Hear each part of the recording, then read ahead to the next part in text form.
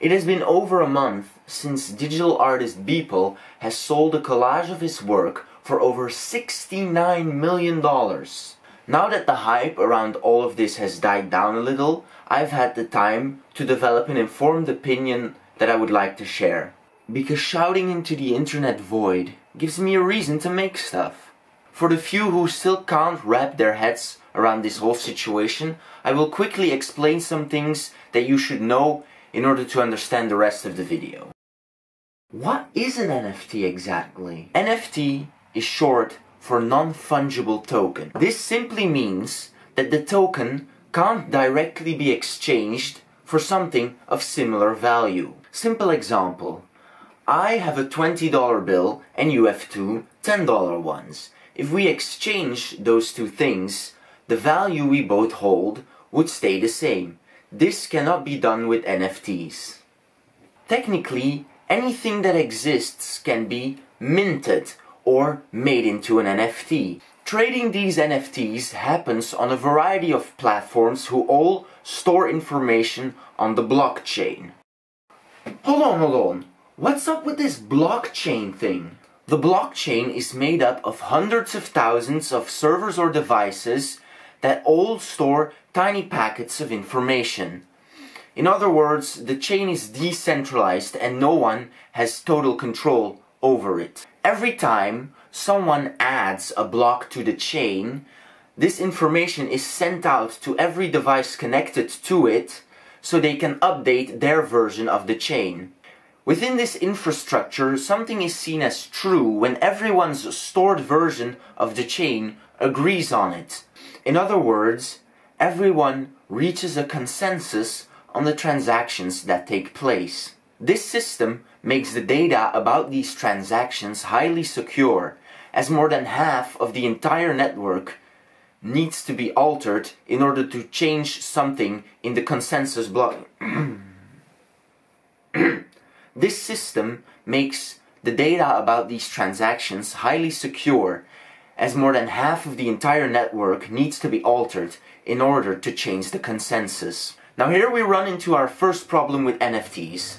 Most are traded using the Ethereum chain. In order to authenticate a transaction, this chain uses complex mathematical equations. This is called proof of work, and it requires enormous computational and, by extension, electrical power. The amount of energy needed to add one new block to the chain is unbelievable. The best estimations we have are around 260 kilowatt hours and 160,000 kilograms of CO2 emissions. Ethereum has announced that they are working to change their verification system from proof of work to proof of stake, which would drastically reduce the computational and energy cost of authenticating any block added to the chain. At the time of publishing, no concrete promises or date have been mentioned. Jumping on this new and destructive technology, hoping that we will be able to solve its problems in the future,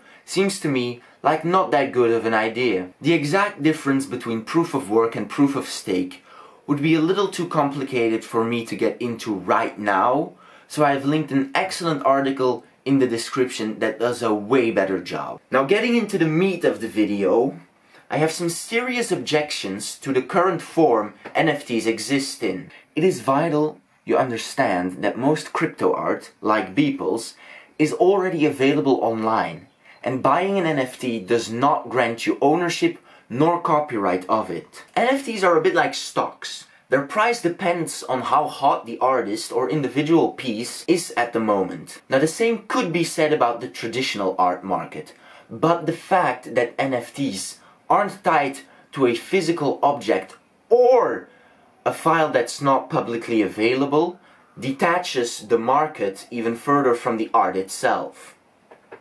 If you want to see a deep dive on how the NFT craze compares to something that has already happened in the traditional art market, I linked Wisecrack's video on the topic in the description, and I think it's worth checking out. Now, let's get back to my previous point.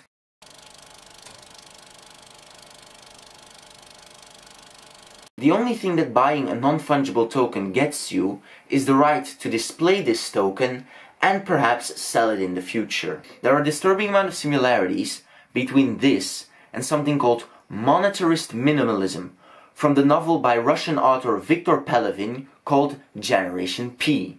The novel as a whole is a bit too out there for me to discuss right now, but this part in it is worth addressing. In a monetarist minimalist exhibition, no actual artworks are displayed. It is simply a collection of certificates confirming the amount paid for a certain work.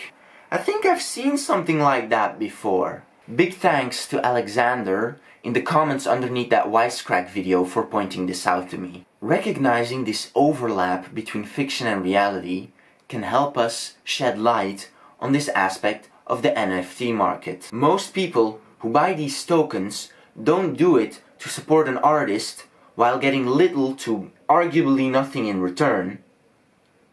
They do it to make a profit. Now, this isn't unique to digital art. The traditional art market has been criticized for decades because they provide an easy way for rich people to store wealth in ways that are less traceable and regulated. This is why so many people will make jokes about how NFTs are making money laundering easier. All of this is creating a massive market in products that someone with a more material analysis would consider worthless. Without serious regulation, wild investments are being made, the promise of limitless profit clouding the judgment of both investors and artists. It's like the Beanie Baby trend.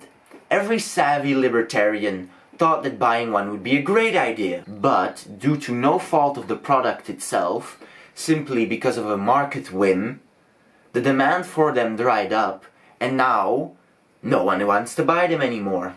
That isn't to say that artists are responsible for the behavior of those that sell their work.